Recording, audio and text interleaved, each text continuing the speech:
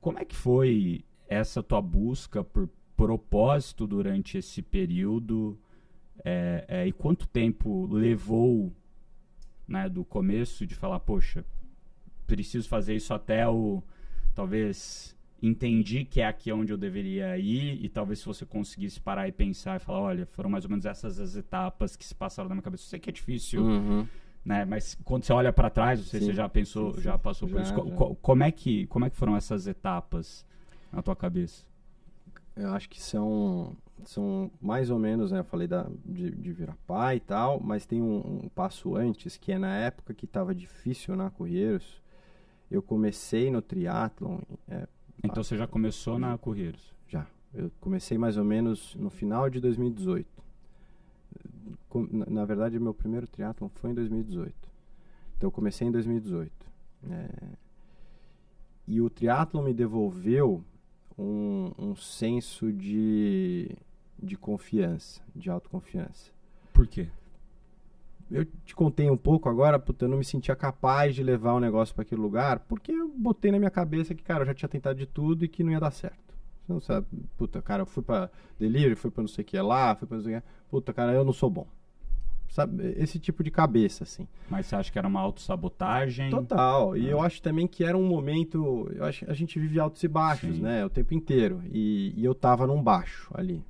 E no triatlon, cara, você acha que você vive isso agora que você está treinando para Ironman? Você passa muito tempo sozinho, você passa às vezes tempo que você precisa sofrer sozinho. E aí você se reencontra no sofrimento.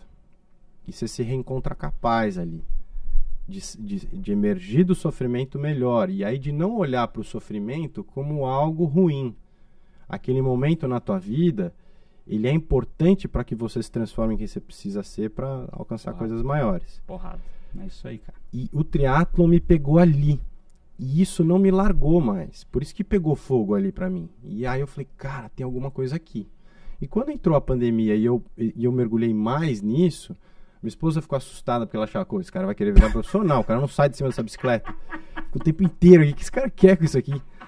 Só que eu tava ali tentando encontrar, de alguma forma, convergir tudo aquilo que eu enxergava que era importante na minha vida, que era o esporte, que era a família, que era esse lado de caridade que eu tenho forte desde pequeno, de querer contribuir e ter esse senso de obrigação de ser caridoso, porque eu tenho muita oportunidade que outras pessoas não têm. Então eu preciso retribuir isso de alguma forma, eu sempre tive isso em mim. E como que eu faço isso de uma forma perene? Então, como que eu consigo convergir tudo isso? Isso fermentando ali dentro de mim numa pandemia. Vou tentar Testify, vou tentar não sei o que, puta, não é isso, não é aquilo, mas ao mesmo tempo me dando tempo para poder pensar, né? Eu tive, por bênção, glória ali naquele momento de pandemia, o tempo, que era o que eu nunca tive para poder pensar. Era sempre, cara, faz isso, agora vamos pra faculdade, agora vamos para cá, agora faz isso aqui. A gente não se dá tempo de pensar. E ainda, cara, hoje isso é mais difícil ainda com o celular. Quando você senta para ter tempo para pensar, você abre o celular. Você abre o Instagram. Você abre... Você foge. Você foge. Você foge da dificuldade. E você não se olha no espelho. E o momento do triatlo, me olhar no espelho e falar, cara, pô, você tá criando uma pancinha aí, né? Pô, você não era esse cara. Você era um cara que corria na escola, que você jogava bola... E não é questão da pancinha porque você tá feia, é questão porque você tá ficando sem saúde. E olhar no espelho e falar, cara, o que eu vou deixar pra minha filha? E aí, num desses momentos também de reflexão, era, cara, eu quero ter algum documento, alguma coisa que se eu morrer hoje, a minha filha vai saber, pô, meu pai era assim, meu pai era esse cara aqui. Ele era um cara que, ele fez o negócio da Correiros, mas se você olhar a Correiros, tem ali o dedo do Vitor, mas não é a alma do Vitor ali. Se você olhar Z2, é muita alma do Vitor. E era isso que eu queria colocar no negócio.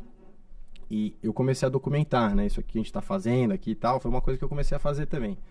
E aí eu comecei a documentar essa jornada, que você está falando agora da jornada, era a minha jornada esportiva que me reconectava comigo, que me reconectava com Deus, que me reconectava com minha família e tal.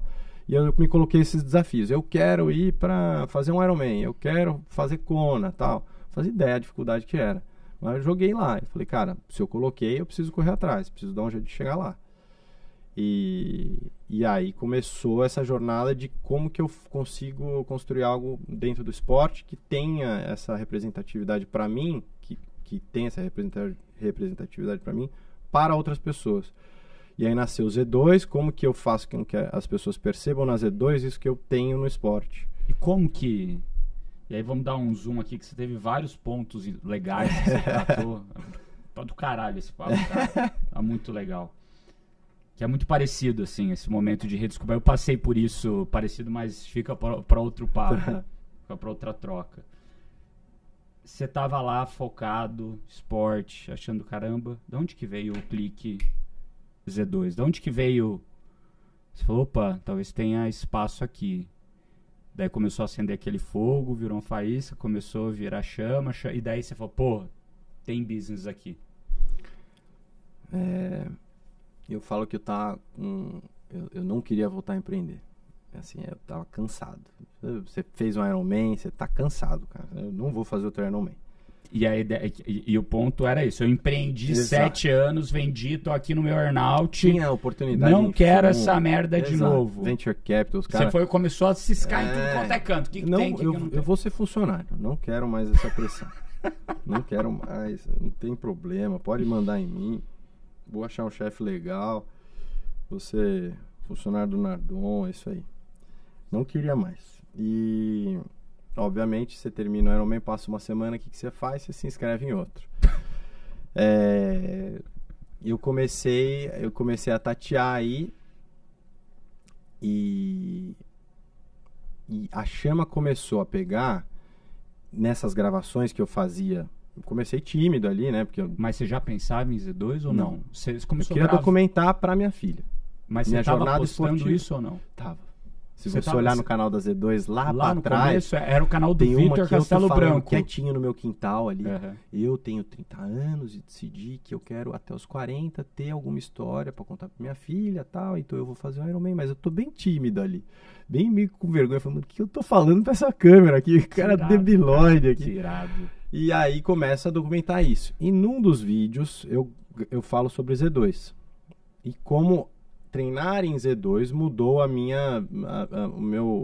deu um up ali no esporte. Ó, vamos lá. Explica o que é Z2, porque tem muita Zonas gente... cardíacas. Perfeito. A gente tem a zona 1, 2, 3, 4, 5. A zona 2 é a zona ideal para criar endurance, porque é a zona que seu corpo está ativo, ele está ainda na fase aeróbica, ou seja, você usa oxigênio para gerar energia. Gordura. Exatamente. E essa zona, se você não passa ela para Z2, você cria Pra resistência Z3. muscular. Exato. Então Z3 é meio que a zona cinzenta. Não pode treinar em Z3, você pode treinar em Z3, não é ruim a zona Z3, a zona Z4 é muito importante, a zona Z5 também é muito importante. Só que elas são, quando você fala para treinar para endurance, elas são talvez são menos importantes do que a Z2, são importantes se você quiser ficar rápido, mas você passa, por exemplo, de 20 a 15% do seu tempo só nas zonas fora de Z2. Que é a Z4, Z5, Exato. e na Z2 é 80% do teu tempo. Exato. Deveria. Só que como triatleta amador, você sabe, a gente sai para treinar e a gente quer fazer força sempre. Então quase nunca a gente treina em Z2, quase sempre a gente treina em Z3, e aí quando a gente precisa treinar em Z5, a gente treina em Z4. E a gente porque não faz não tem gás. Exato, a gente não faz a polarização. E eu fui fazer um vídeo sobre Z2 porque eu tinha descoberto que eu precisava treinar devagar.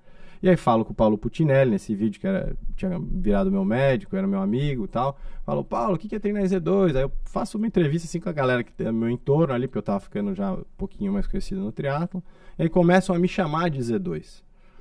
Nisso, eu e o Paulo, e a namorada do Paulo na época, e mais 3 amigos, a gente fala, cara, vamos fazer um aplicativo, porque tinha muita gente começando no triatlon, para contar onde o cara treina, o que ele devia fazer e tal, não sei o que. E a gente começou nisso, eu falei, não, o aplicativo não rolou, mas a gente tinha desenvolvido ali um login, tal, uma identidade, e eu já tinha me identificado com esse nome. E falei, cara, eu já estava querendo alguma coisa no esporte. Tinha uma admiração grande por uma marca sueca que chama Maurten, que é uma marca que faz uma comunicação e um posicionamento que eu acho espetacular. Só que eu não achava que pro Brasil encaixava tanto. Mas ali eu achava que faltava alguma coisa para cá. Então, obviamente, com referências, né? A Maurten já é uma marca de suplemento alimentar. Sim, que De foca gel, muito em gel. Foca muito em gel. Já o carboidrato Exato. para Eles você têm tomar pó, durante... tal, não sei o quê, mas eles focam muito em gel. Eles têm uma tecnologia de hidrogel lá, que foi até algo que eu pesquisei no começo por hidrogel, mas é um pouco mais marketing do que é ciência. E aí eu comecei a olhar isso. Olhei, Maurten, eu pagava, ainda pago, um pau para Red Bull, como que a Red Bull comunica, que é muito mais do que um energético. Às vezes você nem sabe o cara tem energético, é muito mais um statement. E era isso que eu queria na Z2. E aí começa a criar como que eu faria. Então, comunidade, como que eu faria, como que eu ia me expor ali, porque eu, de fato, era a persona do produto. Mas você já pensou no produto suplemento essa Já hora? pensei. Isso era final de 2020, eu conversando com o Paulo, ele era médico do Atlético Paranaense nessa época, ele não morava em São Paulo, e com a Cissa, que não me conhecia. Me conhecia de ver, assim, saber que eu era triatleta. Exato, a Cissa é nutricionista, e Paulo baita médico. triatleta. Baita triatleta. 7 E o vezes Paulo já bom. treinava para triatlon? Já o Paulo. Ele ia fazer o primeiro Iron dele também e tal. Isso tudo em 20 ele ia fazer o primeiro. Ele ia fazer, não tinha aberto prova, ia fazer o próximo, que acabou sendo em 22. Mas a gente treinava junto. E aí eu falei, cara, eu vou fazer alguma coisa. Eu vou fazer, a marca vai ser Z2, eu não sei o que é, eu tô imaginando que seja um gel, e se for o gel, eu quero fazer o melhor gel do mundo. Então, se não for o melhor gel do mundo, eu não vou fazer, porque eu quero fazer o que a Red Bull faz pro energético, eu quero fazer pro gel. E aí a Cissa me olhou e falou, cara, esse moleque é meio louco, tá, mas vamos lá. Porque eu fiquei mais no desenvolvimento com ela nesse começo, porque o Paulo estava mais afastado. E comecei esse desenvolvimento, e em janeiro de 21... Isso você ainda estava na Americanas? Ainda estava na Americanas. Tá. Janeiro de 21, eu era bem próximo a Luísa, que é uma das sócias e trabalhou desde sempre com o Álvaro Chocair na Link. Uhum. Eles tinham a Brávia e tal. Beijo. Beijo pro Álvaro. Esse é foda demais. Completamente fora da curva. E eles me convidaram para fazer... Eu já instigava eles ali, porque é ruim você ficar parado ali, porque você não oxigena ideia, você não vê ninguém e tal. Eu falo, putz, vocês não tem um MBA aí para fazer? A Link é animal, cara, faz alguma coisa. E eles falam, não, a gente está desenvolvendo, e lançaram em 21.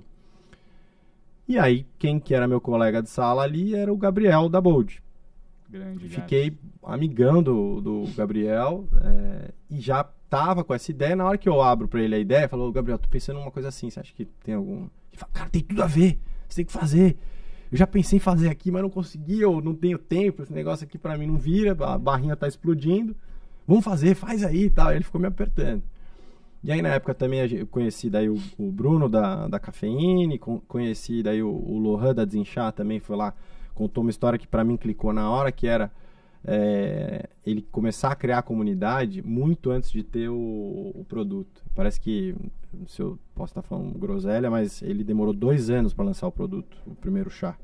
E ele ficou 2 anos postando, que eu acho que eram 8 posts por dia, uma coisa assim. Eu falei, cara, eu preciso começar já, porque eu tô querendo esperar ter produto para fazer, eu preciso começar já. E aí, sabe,